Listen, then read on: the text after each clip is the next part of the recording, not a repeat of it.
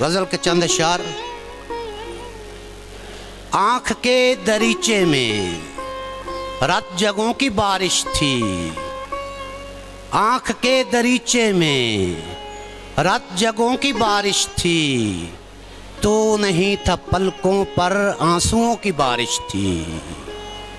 चांद की तमन्ना में घर से मैं निकल आया और मेरे आंगन में जुगनुओं की बारिश थी।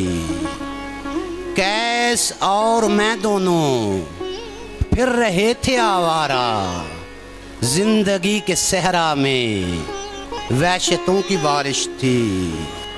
मैं जमीन पे रहकर भी आसमां को चूम आया, मैं जमीन पे रहकर भी आसमां को चूम आया।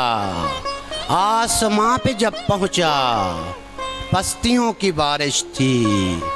और जनाबे अमजद इस्लाम अमजद साहब, एक तरफ अकेला मैं लड़ रहा फाकों से, एक तरफ अकेला मैं लड़ रहा था फाकों से, दूसरी तरफ दिल में ख्वाहिशों की बारिश थी। मर गए तो लोगों ने फूल आके बरसाए, जब तलक रहे जिंदा पत्थरों की बारिश थी।